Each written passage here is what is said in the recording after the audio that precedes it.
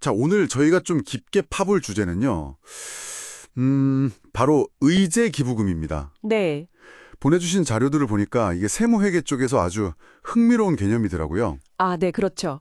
특수관계가 없는 사람하고 거래할 때 정상적인 가격 범위를 만약에 벗어난다. 네. 그러면 그 차액만큼을 세법에서는 기부로 볼 수도 있다. 이런 내용인데. 맞습니다. 이게 얼핏 보면 뭐 단순해 보이기도 하는데 그 속을 한번 제대로 파헤쳐봐야 할 것 같아요. 네, 맞습니다. 그 핵심은요.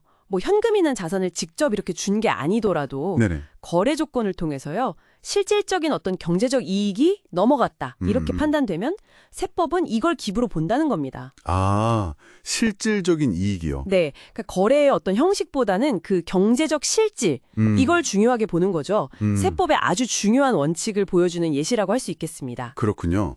그럼 이게 구체적으로 어떤 상황에서 이 의제기부금이라는 게 딱 적용이 되는 건가요?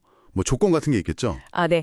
크게 보면 한 두 가지 핵심 요건을 기억하시면 좋은데요. 네. 첫째는 거래 상대방이요. 반드시 특수관계인이 아닌 자여야 합니다. 아, 특수관계인이면 안 되는군요. 네. 만약에 특수관계인하고 거래했다면 그건 이제 부당행위 계산부인이라고 하는 좀 다른 규정이 적용될 수 있어요. 아하, 다른 규정? 네. 그리고 둘째는 그 거래 가액이요. 소위 말하는 정상가액의 범위를 벗어나야 한다는 거죠. 아, 그 정상가액이요? 자료에 보니까 보통 시가의 플러스 마이너스 30% 범위 뭐 이렇게 나와 있던데요. 네. 맞습니다. 그 기준입니다. 그럼 제가 이해한 게 맞는지 한번 예를 들어 볼게요.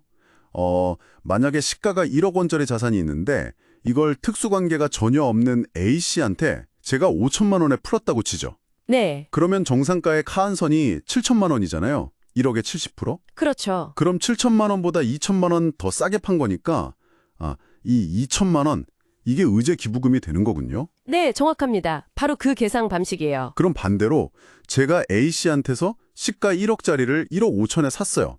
좀 비싸게. 네. 비싸게 산 경우. 그러면 정상가액 상한선은 1억 3천만 원이니까 1억에 130%?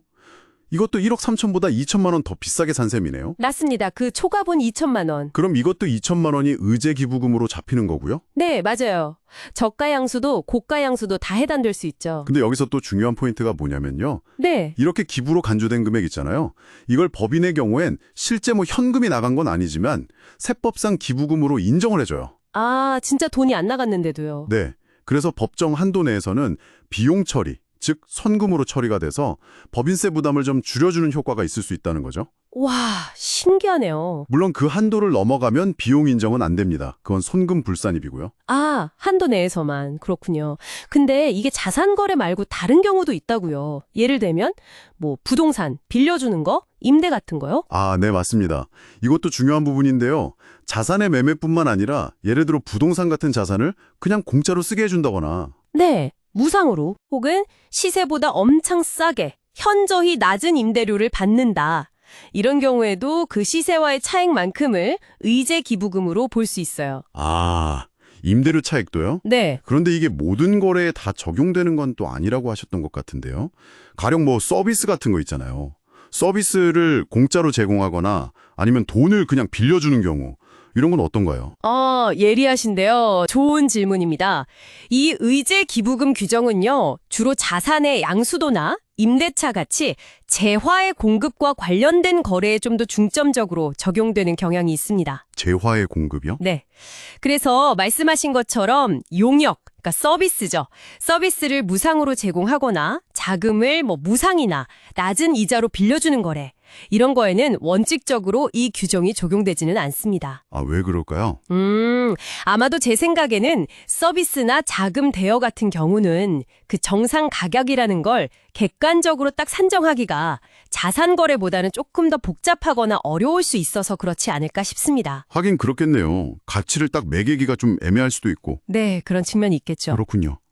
그럼 이걸 쭉 종합해보면 이 의제 기부금 제도는 결국 기업의 자산이 부당하게 밖으로 빠져나가는 걸 막고 네, 그렇죠. 또 거래의 그 실질에 맞게 세금을 매겨서 조세 형평성 이런 걸 지키려는 목적이다. 이렇게 이해하면 될까요? 네, 정확하게 보셨습니다.